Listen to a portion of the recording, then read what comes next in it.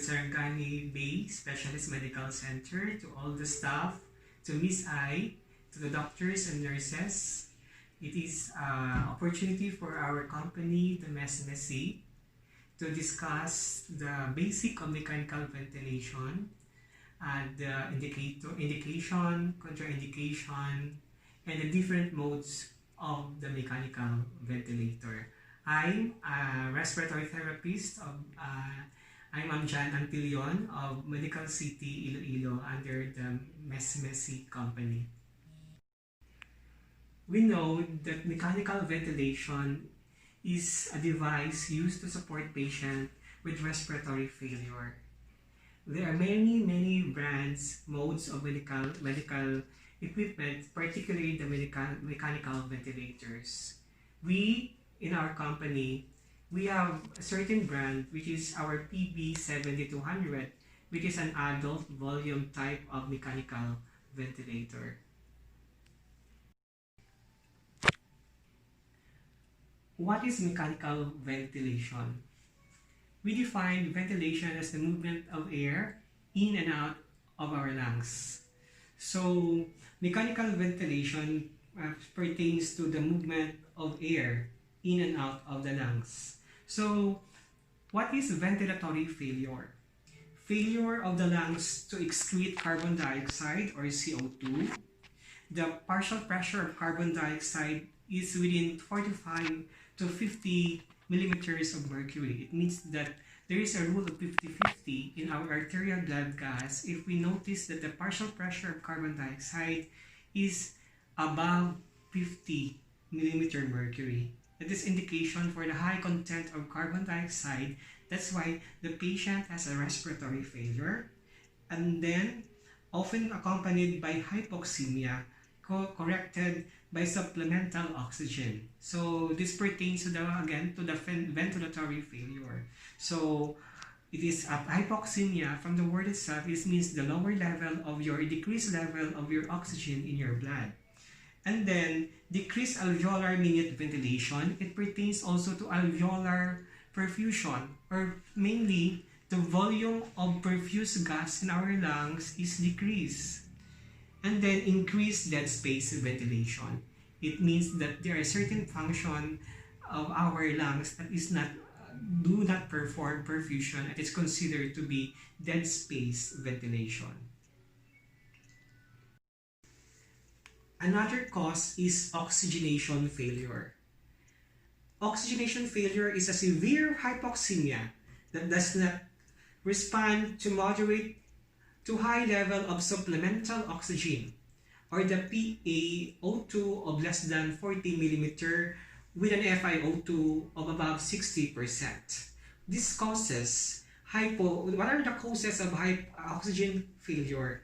Hypoventilation, conditions such as ventilation perfusion mismatch, and intrapulmonary shunting. Intrapulmonary shunting, low VQ ratio or low VQ mismatch. So it refers to the perfusion in excess of ventilation. It is also shunted blood. It's not useful in gas exchange because it does not come to contact with ventilated and oxygenated alveoli. Causes of intrapulmonary shunting: low oxygen in the blood that responds poorly with oxygen therapy alone.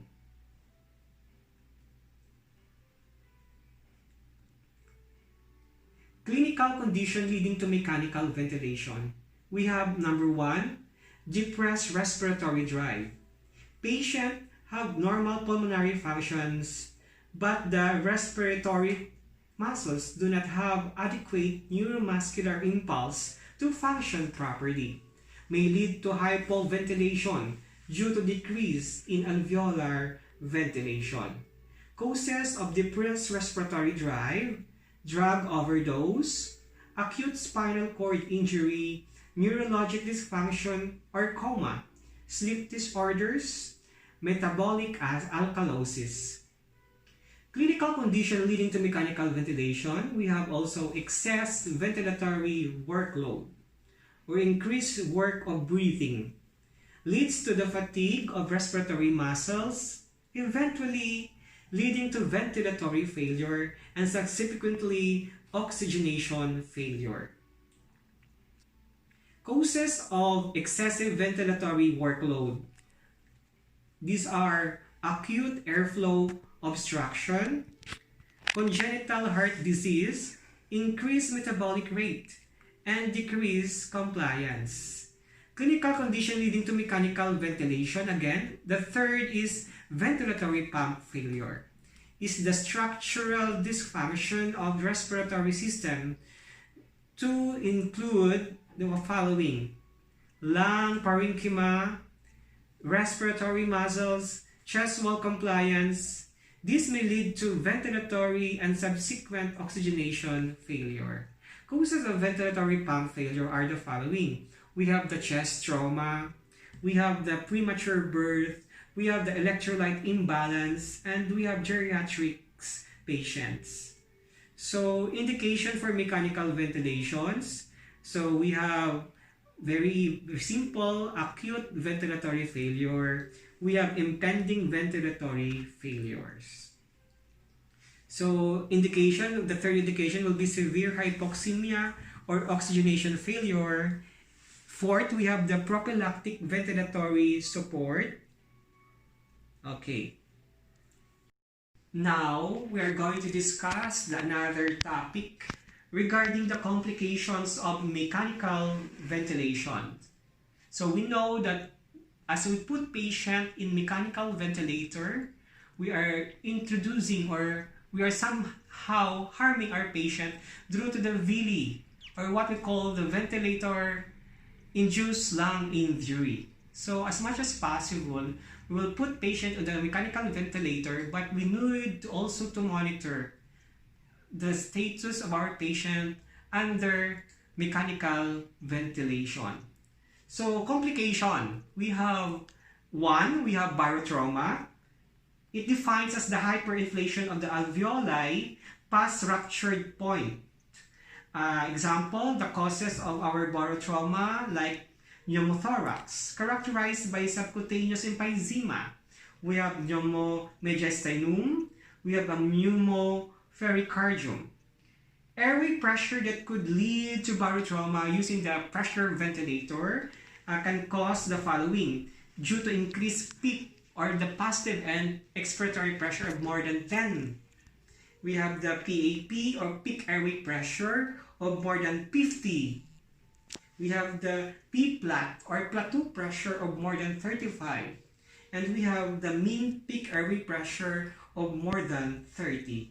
So complications such as pulmonary infections, we consider also atelectasis, pulmonary oxygenation toxicity, tracheal damage, decreased cardiac output, decreased urine output, lack of nutrition.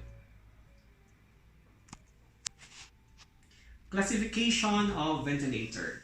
So there are two classes of ventilators. We have negative pressure ventilators, or we have the positive pressure ventilators. So before 1945, the post-World War II, we are utilizing the negative pressure ventilator since it is very unhygienic and the cost is very costly. So we don't utilize late 90s, we don't use the negative pressure ventilators. We are now utilizing using the positive pressure ventilation. That is what we are using right now. It is all the ventilators in the commercial brand are positive pressure ventilators. So positive pressure ventilation meaning uses positive pressure to bring air into the lungs. They utilize positive pressure. Can be used for both invasive and non-invasive ventilation modes. Also has two types. We have the volume type, the pressure type. And in modern technology, we have mixed the pressure and volume or on the advanced mode.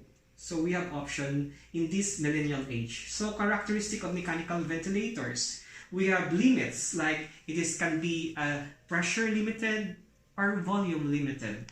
So it can be also breath delivered, either mandatory breaths, assistive breaths, and spontaneous breath. So characteristic also of mechanical ventilators, we have triggering to inspiration. It can be pressure trigger, it can be flow trigger, or it can be time trigger, usually in neonates.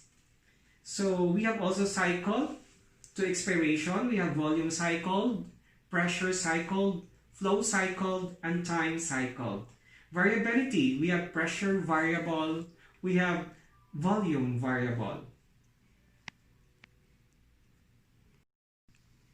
Now, as we discuss adult ventilations like volume control, which pertains to our model we are going to discuss right now, is the PB7200, which is an adult volume cycled ventilator. So what is volume ventilation? So the characteristic of a volume ventilation is a volume limited or volume preset, volume cycled or time cycled, and pressure variable. So speaking of volume ventilator, we have the set parameters. Like for example, the mode either full or partial ventilator support. We have the tidal volume of utilizing the 8 to 10 kilograms per body weight. It's not only normal weight, but we are utilizing the ideal body weight. Then we need to multiply to our standards, either be for protective lung ventilation in cases of ARDS, we are using 6 per ideal body weight, 6 kilograms. For normal typical patient, 8 to 10 kilograms per ideal body weight. So the respiratory rate, it can be usually 10 to 16. The FiO2 from 21 to 100% FiO2. So we can manipulate the patient FiO2 up to 100%. The peak flow rate of 40 to 60 liters per minute. The PEEP or the positive end expiratory pressure of 5 centimeters of water. The flow pattern of either square wave, sinusoidal, ascending, decelerating, and the sensitivity of -2 centimeters water. Different modes of volume ventilation. So we have different modes like full ventilation support, or namely as the CMV or controlled mandatory ventilation. Then we have the assist ventilation, and we have the assist control. We have also a partial ventilatory support, which is the IMV, changed and evolved to SIMV. So SIMV, or the partial ventilatory support, is just the combination of assist control plus pressure support. It is how we are going to explain in simple language of ventilatory volume mode. So pag sinabing partial support, ventilation is like SIMV or AC plus pressure support, that is partial ventilatory support. And then we have the CMV or controlled mandatory ventilation, which is characterized by volume limited, time cycled, pressure variable, machine triggered, purely mechanical breath. Correction of partial level of carbon dioxide can be determined through the changing of the tidal volume and the respiratory settings. So we have the assisted ventilation characterized by the volume, same lang, with the patient triggers. So assist control is a volume limited, but the difference is all the machine is controlled by the ventilation. So we are only put the total assist control if we sedate the patient. That's why we can only utilize the control mode upon sedating the patient, so that the full mode of breathing or ventilation is in the machine. So that is the AC or control mode. So what is intermittent mandatory ventilation? The volume is also limited. The volume is also cycled, pressure variable. The patient has the right to breathe in between of the mechanical breath. So the patient has to trigger his own breath without any support, plus your set or group of your AC mode, which is mandatory. So you can set your backup rate and your tidal volume in this partial support or in the IMV mode. So the difference between IMV and the synchronized is The synchronized uses the computer analyzer, or we call it the sensors, not to backflow during patient-initiated breath. It's like synchronization of mechanical versus the spontaneous breath of the patient. So walang breath stacking if ever you are utilizing SIMV mode. SIMV mode evolved during 90s na, because before, during MA1 days, we are using only the IMV. So mas modern ang SIMV mode. And then the last, we have the respiratory rate. We can set to 12 to 16. Usually the parameter is manipulated to correct the carbon dioxide level to wash out the carbon dioxide. So the normal physiology of the respiratory rate in our ventilator, the higher the respiratory rate, the higher chances that we can excrete the carbon dioxide or the PCO2 in our ventilator. But the relationship of RR, as we increase the RR, it leads to the decrease of IE ratio. So higher RR, medyo prone ka to inverse respiratory ratio. So we don't use 60s in adult. We only utilize from 20. Highest is the 24 in adult, minimum of 12 during settings of our respiratory rate. But we are very careful because higher respiratory rate can inverse the IE ratio, whereas decreased respiratory rates can increase your IE ratio, longer expiratory time. So sometimes we decrease the respiratory rate so that the patient has more time to expire, and it is good for COPDer or patient under chronic obstructive pulmonary disease to have a longer expiratory time. So we can alter the normal physiology of our breathing using a mechanical ventilator. And then we have the tidal volume. It's a set parameters based on milligrams per kilograms of the patient ideal body weight. It is also manipulated to correct the level of your carbon dioxide. It also affects your IE ratio. Increase in tidal volume will increase the I time. It will also decrease the IE ratio. It is inversely proportional to your IE ratio. Whereas decreased tidal volume, it will increase your IE ratio. So computed by obtaining the predicted ideal body weight in male, it's different from the female. So we have the algorithm of 106 plus 6 times height in inches minus 60 for male. And for female, we have 105 plus 5 times height in inches minus 60. So volume time waveform can be used to assess air trapping or leak. So our graph or volume time waveform, that's why we are utilizing the waveforms to assist or to identify breath stacking or ventilator asynchrony. So automatic, pag hindi nag-elevate yung expiratory loop mo, ibig sabihin na nag-breath stacking ang breath pattern ng patient. It means that the patient has no ample time to excrete carbon dioxide, which leads to air trapping. Okay, peak flow rate. Peak flow rate initially set to 40 to 60 LPM determines how fast the set tidal volume is delivered. Ano siya?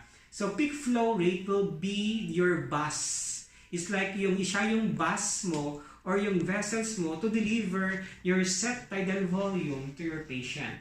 Pag mahina yung peak flow, mabagal ang peak flow, mataas, what does it mean?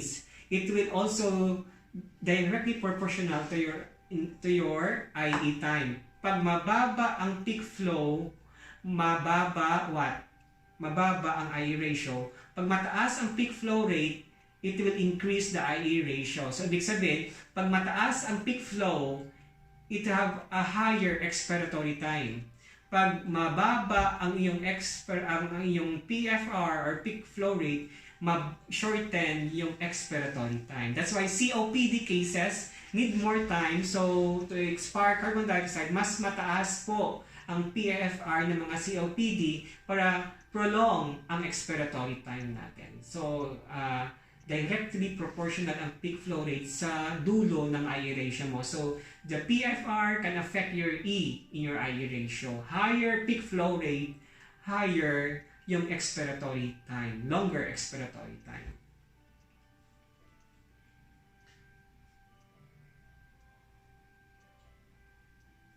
So we can manipulate the peak flow pattern or mainly our waveforms. So we have different waveforms. We have the square, ascending, descending, sinusoidal, waveform, and descending waveforms. We have also, you need to utilize the FiO2. That's why we put patient on a mechanical ventilator to utilize the partial pressure or fraction of inspired oxygen, or what simply the FO2 set from 21% to 100% FiO2. So the usual parameters manipulated to correct oxygenation or to correct the level of your hypoxemia causes oxygen also toxicity. So we need to be careful to regulate our FiO2, since FiO2 is a medical gas, oxygen is a medical gas, so it can create or can trigger oxygen toxicity, or it will result to absorption atelectasis. FiO2. Sensitivity. So the sensitivity senses the patient breathing effort has two types. We have the pressure sensitivity that is set from negative 0.5 as far as to negative 5 centimeters of water. So we have also the flow sensitivity, more sensitivity to the patient breathing effort compared to pressure, set from 1 to 5 liters. So the lower the sensitivity, the more higher or more sensitive is your ventilator. What does it mean? So it's like sa ating math, it's near 0, it's more sensitive. It means that sensitivity of 1 is more sensitive than sensitivity of 3. So be careful. Near 0 is more sensitive. The ventilator will trigger more when it say the ventilator is set to highest level of sensitivity, which is near 0.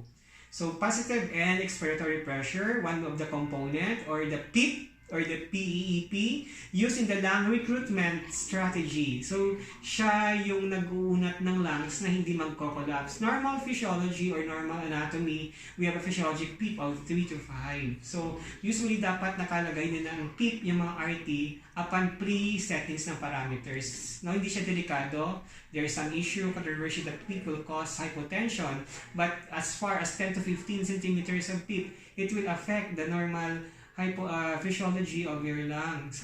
So dun pa lang maging cautious ka pag starting 10 to 15 yung PEEP mo. So you need to monitor for hypotension. So there are different drugs to treat or reverse hypotension. We have our inotropics, no? So it will prevent the collapse of the alveoli, prevents the PEEP prevents also the alveolar injury due to shearing effect of the opening and closing of your lungs or your alveoli during mechanical ventilation. So used to correct the refractory hypoxemia caused by intrapulmonary shunting.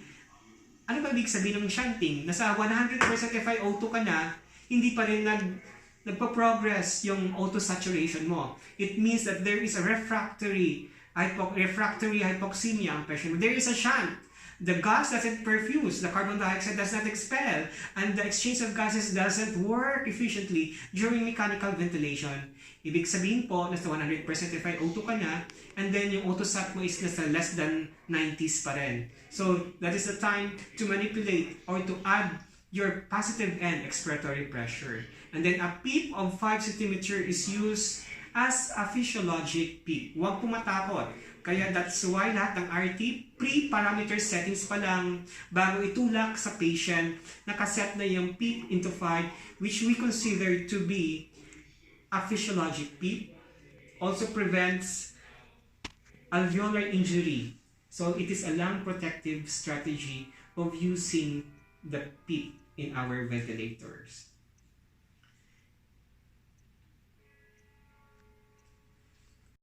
As we conduct this video demonstration of our equipment, we are happy to say that we are imparting not only knowledge but confidence as well as competence to our partners in Sarangani Bay Specialist Medical Center with our Miss I, through our very energetic and dynamic CEO, Sir Sildo Obungen, together with our core team, our respiratory head, Mr. Marlon Verges, in advocacy of training more partners or hospital partners not to be afraid of manipulating, troubleshooting the ventilator, since Miss Messi have all the support, no? Despite of the health crisis, we are trying to reach and produce this video demonstration in order to facilitate the needs of our nurses,